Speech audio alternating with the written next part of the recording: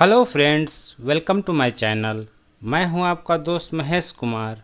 Friends, आइए start करते हैं this numerical question related to wet vapour after compression. Friends, आइए स्टार्ट करते हैं दिस न्यूमेरिकल क्वेश्चन को और समझते हैं कॉन्सेप्ट को कि कैसे जो है वेट वेपर कंडीशन में न्यूमेरिकल आते हैं एंड कैसे हम उसको सॉल्व करेंगे। सो फ्रेंड्स, आइए स्टार्ट करते हैं this numerical question. A refrigeration plant using CO2 as refrigerant works between 25 degrees centigrade and minus 5 degrees centigrade. The dryness of CO2 is 0.6 at the entry of compressor. Find the ice formed per day if the ice formed at 0 degrees centigrade and from the water at 10 degrees centigrade. Quantity of CO2 circulated 10 kg per minute. Take relative efficiency 0.6. The Cp value has given 4.2 kilojoule kg. It should be Kelvin, kilojoule per kg Kelvin, because Cp means specific heat unit is kilojoule per kg Kelvin. Okay. Latent heat of ice is equal to 335 kilojoule per kg. Use the property of CO2 as given below. At 25 degree centigrade value has given and minus 5 degree centigrade value has given liquid heat, latent heat and entropy of liquid. Okay friends, so आइए note down कर लेते हैं कि क्या क्या value दिया हुआ है. It is saying that friends, at 25 degree centigrade and minus 5 degree centigrade cycle is running. Okay. Water temperature, water available at 10 degree centigrade and ice formed at 0 degree centigrade. हमें क्या फाइंड करना है friends? Ice per day. Ice per day हमें find करना है. Ice per day form कितना हो रहा है? आइस एट 0 डिग्री सेंटीग्रेड पे फॉर्म हो रहा है. वाटर टेम्परेचर 10 डिग्री सेंटीग्रेड है एंड मास ऑफ रेफ्रिजरेंट जो है वह 10 kg पर मिनट दिया हुआ है. Means mass of refrigerant, mass flow of refrigerant 10 kg per minute दिया हुआ है. ओके. और क्या दिया हुआ है? सीपी वैल्यू दिया हुआ है और लेटेंट हीट की वैल्यू दिया हुआ है.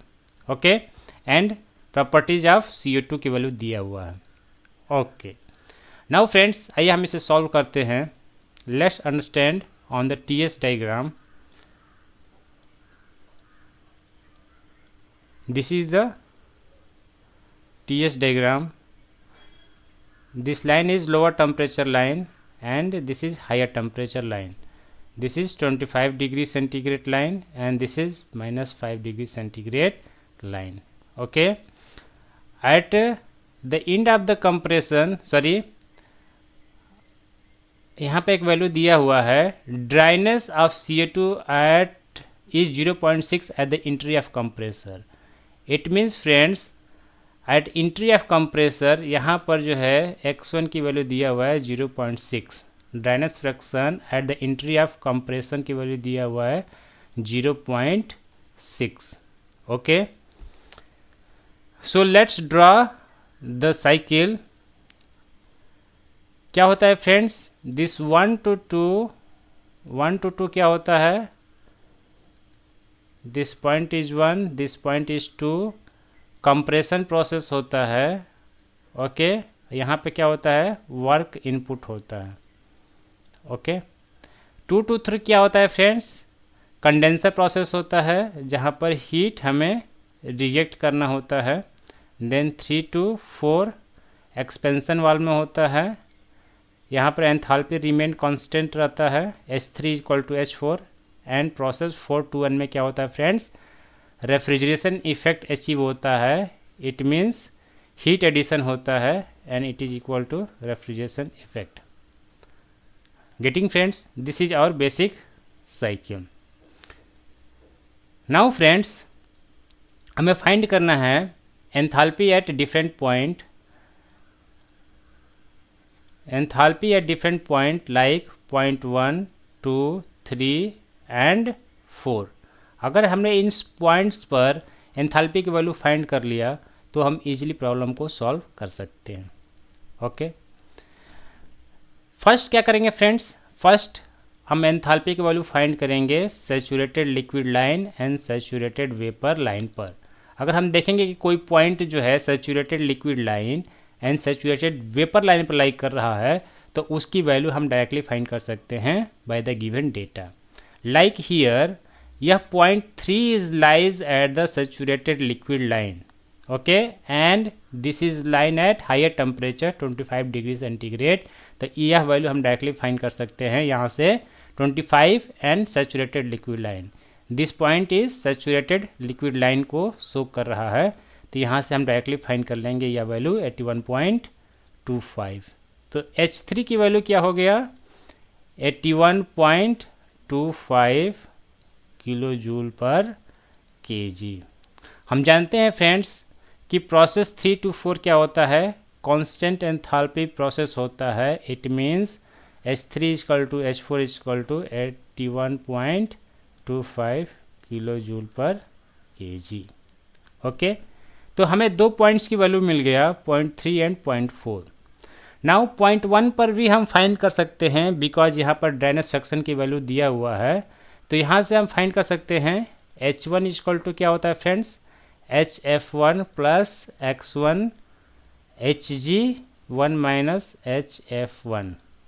ओके, बाय दिस फार्मूला हम फाइंड कर सकते हैं enthalpy at point 1।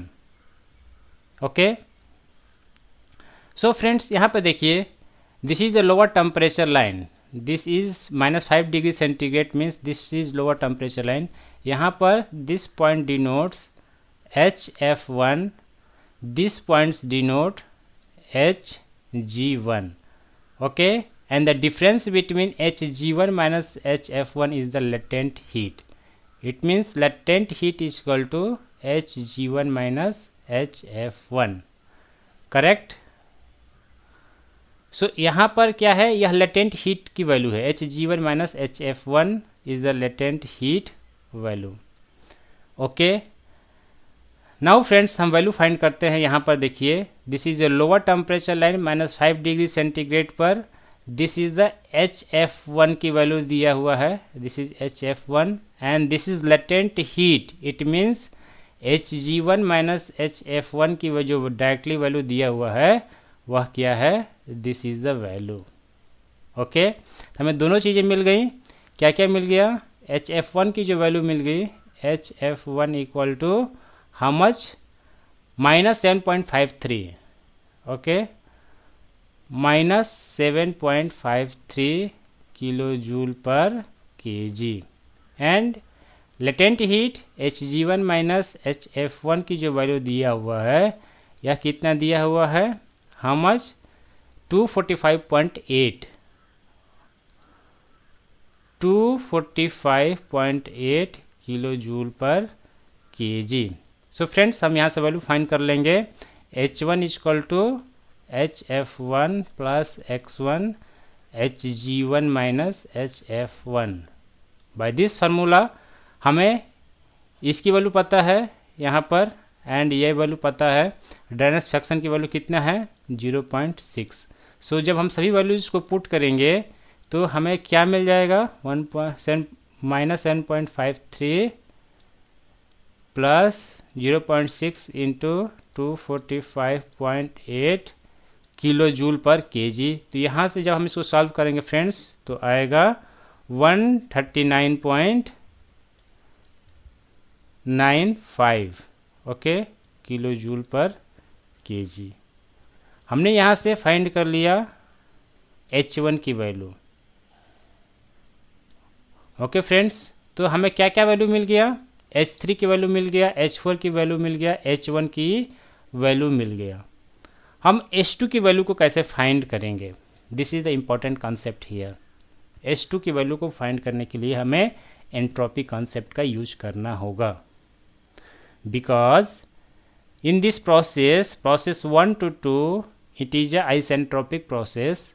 Isentropic process में केस में क्या होता है friends, entropy at point 2 is equal to entropy at point 1। So this S1 is equal to S2 in the case of process 1 to 2. Okay friends, तो हमें यहाँ पर entropy concept का यूज करना है और हम इसे कैसे यूज करेंगे आइए समझते हैं. Okay friends, let's draw the TS diagram कि थोड़ा प्रॉपर समझ में आए. इसके लिए हम फिर से इसको ड्रॉ करते हैं. This is x1 is equal to 0.6, 0.1, 0.2, this is 0.3 and this is 0.4. Okay friends, this is TS. हम जानते हैं कि S1 is equal to S2 in process 1 to 2 because this is the isentropic process. Okay friends, यहाँ पर देखिए, यहाँ पर entropy of liquid दिया हुआ है. एंट्रोपी ऑफ लिक्विड दिया हुआ है. It means saturated liquid line पर वैल्यू दिया हुआ है. Okay, this is saturated liquid line पर हायर टेम्परेचर पर वैल्यू दिया हुआ है और यह लोअर टेम्परेचर पर वैल्यू दिया हुआ है. सो फ्रेंड्स, हम जानते हैं कि अगर हम 0.1 पर निकालें एंट्रोपी एट 0.1, S1 क्या हो जाएगा, entropy at this point, this is SF1 plus, और यहाँ पर क्या हो जाएगा, this is entropy at, this is SG1. तो क्या हो जाएगा, S1 is equal to SF1 plus this dryness fraction into SG1 minus SF1. This is the formula for entropy at 0.1. Similarly, entropy at 0.2 पर क्या हो जाएगा फ्रेंड्स, 0.2 पर क्या हो जाएगा, SF2 plus X2 SG2 minus SF2. Okay, this point is SF2, this point is SG2. Okay, और यहाँ पर जो है 0.2 पर ड्राइनेस फ्रैक्शन की वैल्यू है X2. यह वैल्यू हमें पता नहीं है, X2 की वैल्यू पता नहीं है.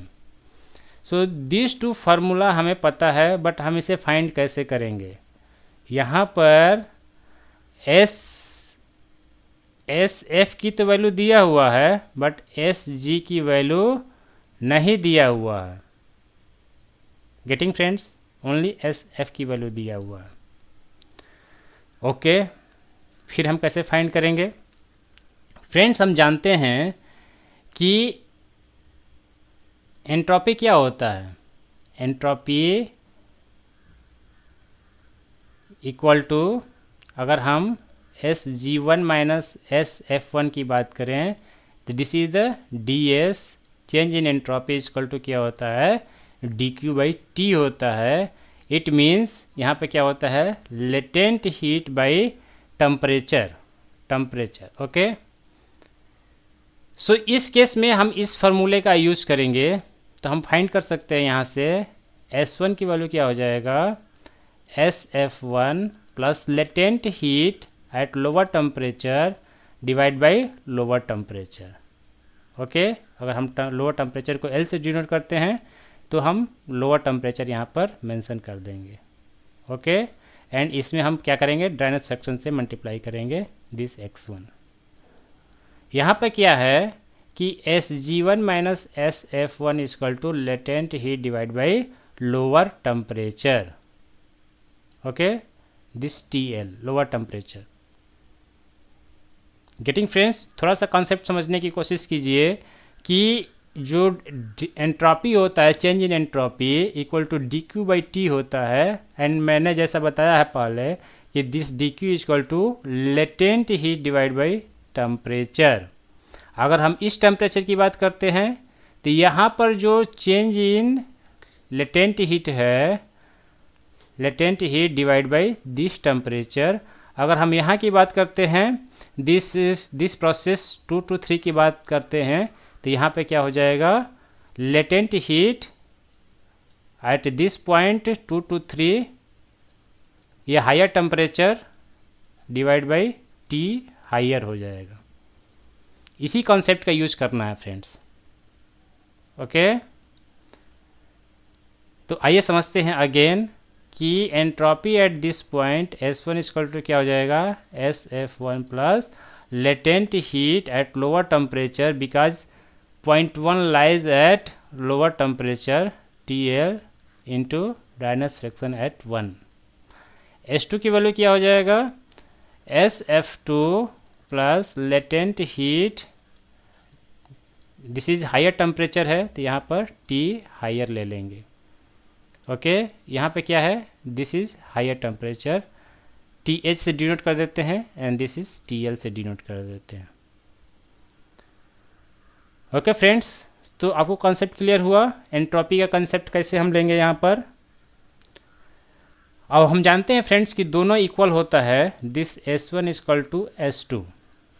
ओके, तो यहाँ से क्या हो जाएगा, SF1 plus latent heat divide by temperature into X1 equal to SF2 plus latent heat at higher temperature divide by T higher into this X2। यहाँ पर यह X2 की वैल्यू से मल्टीप्लाई करेंगे because this point is lies, point 2 कहाँ पर लाई कर रहा है, वेट रीजन में लाई कर रहा है, इसलिए हमें ड्राइनेस सेक्शन से मल्टीप्लाई करना है। ओके, यहाँ पे देखिए फ्रेंड्स, यहाँ पर लोअर टेम्परेचर पर एंट्रोपी की वैल्यू दिया हुआ है एंड हायर टेम्परेचर पर एट लिक्विड पॉइंट पर एंट्रोपी की वैल्यू दिया हुआ है। Means this is SF1 and this is SF2 की वैल्यू हमें दिया हुआ है। ओके, तो हम इसको नोट इट डाउन कर लेंगे, तो क्या हो जाएगा, SF1 की वैल्यू हो जाएगा minus 0.0419, minus 0.0419, this is the SF value, plus latent heat कितना है फ्रेंड्स, लेटेंट हीट की वैल्यू कितना है लोअर टेम्परेचर पर, 245.8। थोड़ा सा आपको समझने की ज़रूरत है, 245.8 डिवाइड बाई लोअर टेम्परेचर कितना है, -5 डिग्री सेंटीग्रेड। ओके, तो 273 माइनस 5 ये टेम्परेचर लेंगे इंटू 0.6 करेंगे। SF2 के लिए हम कैलकुलेट करते हैं तो 0.2513 क्या हो जाएगा, 0.2513 प्लस हायर टेम्परेचर पर लेटेंट हीट कितना है, 121.6। ओके, तो ये वैल्यू हम ले लेंगे 121.6 डिवाइड बाई हायर टेम्परेचर कितना है, 273 प्लस 25 इंटू X2। फ्रेंड्स, यहाँ पर सभी वैल्यूज हमें पता है, SF1 की वैल्यू पता है, लेटेंट हीट की वैल्यू पता है लोअर टेम्परेचर पर, दिस टेम्परेचर पता है, यह वैल्यू हमने सब पुट कर दिया है। यहाँ से केवल only one variable parameter is X2, तो हम XT की वैल्यू कैलकुलेट कर लेंगे। जब हम इसको कैलकुलेट करेंगे तो यह X2 की वैल्यू आएगा something 0.63 approx it will come. Okay, तो अगर हमें यहाँ से X2 की वैल्यू मिल गया तो हम एंथैल्पी एट 2 फाइंड कर लेंगे by this formula HF2 plus X2 into Hg2 minus HF2। So this is the latent heat, और यहाँ से हम फाइंड कर लेंगे डायरेक्टली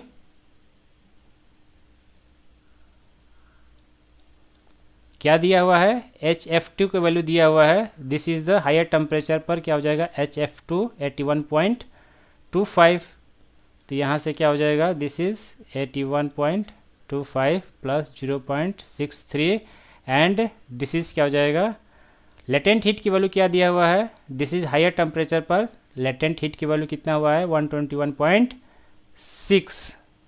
तो यह हो जाएगा 121.6 जब हम इसको कैलकुलेट करेंगे फ्रेंड्स तो कितना आएगा, कैलकुलेट कर लेते हैं। 121.6 इंटू 0.63 प्लस 81.25, तो यह आएगा friends 157.85 kilo joule per KG. So यहाँ पर यही कॉन्सेप्ट है फ्रेंड्स कि कैसे हम एंट्रोपी का यूज़ करके ड्राइनेस फ्रैक्शन की वैल्यू फाइंड करेंगे। बेसिकली हमें एक ड्राइनेस फ्रैक्शन एट 0.2 के वैल्यू फाइंड करना है और इसको फाइंड करने के लिए हमें एंट्रोपी कॉन्सेप्ट का यूज़ करना है। Okay, so this entropy concept का यूज़ करके S1 एंड S2 की वैल्यू यूज करके हम फाइंड करना है। ओके, गेटिंग फ्रेंड्स, तो हम इसे फाइंड करना है यहाँ से, कैसे हम यूज कर सकते हैं, कैसे हम फाइंड कर सकते हैं। ओके, सो हमें एंथैल्पी एट 0.2 मिल गया, तो हमें सभी वैल्यूज़ पर मिल गया, सभी पॉइंट्स पर हमें एंथैल्पी की वैल्यू मिल गया। H1 पे मिल गया, H2 पे मिल गया, H3 पे मिल गया and this is equal to H4। क्या वैल्यूज़ है हम एक बार नोट डाउन कर लेते हैं। H1 की वैल्यू है 139.95, okay, 139.95 kilo joule per KG. H2 की वैल्यू हमने क्या फाइंड कर लिया friends, 157.85 kilo joule per KG find कर लिया है। And H3 equal to H4 की वैल्यू कितना है, यह वैल्यू कितना है friends, H3 equal to H4 की जो वैल्यू है 81.25, तो हम इसको भी नोटेड डाउन कर लेते हैं, 81.25 kilo joule per KG. Now हमें क्या फाइंड करना है, हमें फाइंड करना है फ्रेंड्स यहाँ पर ice formed per day. Okay, ice form per day हमें फाइंड करना है। अब इसको कैसे फाइंड करेंगे, इसका मतलब यह फ्रेंड्स कि हमें रेफ्रिजरेशन इफेक्ट फाइंड करना होगा, लाइक हियर। अब देखिए रेफ्रिजरेशन इफेक्ट क्या होता है, रेफ्रिजरेशन इफेक्ट होता है H1 माइनस H4। ओके, यहाँ पे क्या होता है refrigeration effect H1 minus H4, यही तो होता है। और इतना ही हमें हीट रिमूव करना होगा आइस प्रोड्यूस करने के लिए। ओके, तो यह इक्वल हो जाएगा कितना हमें हीट रिमूव करना है, लाइक हियर यह हो जाएगा कितना हमें हीट मतलब कि यहाँ से एब्जॉर्ब करना होगा। एंड यह कितना हो जाएगा, मास ऑफ आइस इनटू क्या होता है, हमें 10 डिग्री सेंटीग्रेड पर वाटर अवेलेबल है, तो पहले 10 डिग्री सेंटीग्रेड से हम 0 डिग्री सेंटीग्रेड पर आएंगे, फिर हम यहाँ से लेटेंट हीट को रिमूव करेंगे। तो क्या हो जाएगा, यह हो जाएगा it is equal to CP/dT plus latent heat. यह होता है फ्रेंड्स हीट इक्वल टू क्या होता है, CP/dT प्लस ML। तो M तो क्या हो गया हमारा, आइस हो गया, CP कितना हो गया वाटर का 4.2 हो गया, एंड DT 10 डिग्री सेंटीग्रेड से 0 डिग्री सेंटीग्रेड को लेके जा रहे हैं, प्लस यहाँ पर फेज चेंज हो रहा है, तो 335 kilo joule per KG. So यहाँ पर यह M आइस हमें प्रोड्यूस करना है, तो कितना हो जाएगा, यह 4.2 प्लस 42 हो जाएगा, 4.2 इंटू 10 42 प्लस 335, तो हम इसको ऐड कर लेंगे, 335 प्लस 42, यह कितना हो जाएगा friends, mass of ice into 377 kilo joule. Okay, तो यह वैल्यू जो है हमें इतना हीट रिमूव करेंगे तो क्या हो जाएगा, हमें आइस में कन्वर्ट हो जाएगा। एंड यह इक्वल कितना हो जाएगा रेफ्रिजरेशन इफेक्ट के। ओके, रेफ्रिजरेशन इफेक्ट क्या होता है कि कितना हम हीट रिमूव कर रहे हैं, तो हमें इतना ही तो हीट रिमूव करना है। एंड रेफ्रिजरेशन इफेक्ट कितना होता है friends, mass of refrigerant into H1 minus H4। तो H1 की वैल्यू पता है, H4 की वैल्यू पता है, तो हम इसको पुट कर देंगे। तो यहाँ से हमें मिल जाएगा 10 kg per minute into H1 की वैल्यू कितना है हम अभी फाइंड किए हैं, कहाँ गया, H1 की वैल्यू नोट किए हुए हैं 139.95 एंड H4 की वैल्यू है 81.25।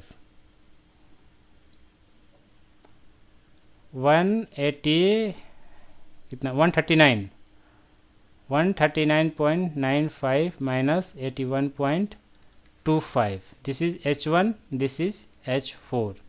तो यहाँ से यह इक्वल हो जाएगा Q के, Q कितना है friends, mass of ice into 377, mass of ice into 377, और यह वैल्यू हमें पुट करना है। ओके, ये कितना हो जाएगा 10 इंटू, हम मल्टीप्लाई कर लेते, वैल्यू कैलकुलेट कर लेते हैं, 139.95 माइनस 81.25, यह आ जाएगा friends 58.7। So it is equal to 587 okay kg per minute. So यहाँ पर आइस कितना हो जाएगा, आइस फॉर्म्ड हो जाएगा into 377। So mass of ice equal to 587 divide by 377 and it is equal to कितना हो जाएगा 587 divide by 377। So friends it is equal to 1.557 kg per minute हमें मिल जाएगा। हमें क्या फाइंड करना है, mass of ice per day के हिसाब से फाइंड करना है। तो कितना हो जाएगा फ्रेंड्स, एक दिन में कितना होता है 24 घंटे होते हैं, और एक घंटे में कितना होता है 60 मिनट होता है, और एक मिनट में कितना आइस प्रोड्यूस हो रहा है 1.557। So it will give 24 into 60, ये मल्टीप्लाई कर देंगे तो आ जाएगा 2242.12 kg पर डे। सो यह आपका आंसर हो जाएगा। ओके, होप आपको समझ में आया होगा कि मास ऑफ आइस पर डे के हिसाब से कितना हो जाएगा 2242.12 kg पर डे होगा। ओके, इतना आइस यह प्रोड्यूस करेगा पर डे। नाउ फ्रेंड्स, और क्या इसमें पूछ रखा है,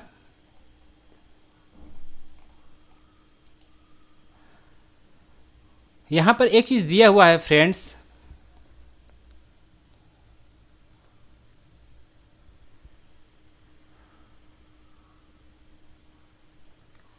कि आइस फॉर्म पर डे दिया हुआ है, ये पूछ तो यही रहा है, इसके अलावा और कुछ तो दिया नहीं है। टेक रिलेटिव इफ़िशियंसी का एक यहाँ पर टर्म दिया हुआ है, टेक रिलेटिव इफ़िशियंसी।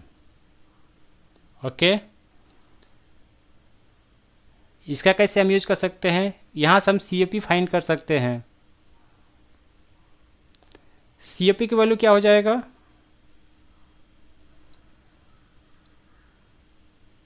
COP की वैल्यू क्या हो जाएगा friends, H1 refrigeration effect upon work input. Refrigeration effect कितना होता है H1 minus H4 divide by H2 minus H1।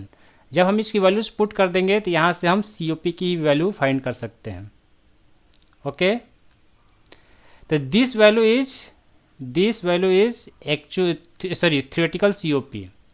Relative COP की वैल्यू कितना दिया है, रिलेटिव इफिशियंसी या COP रिलेटिव कितना हो जाएगा, यह दिया होता है एक्चुअल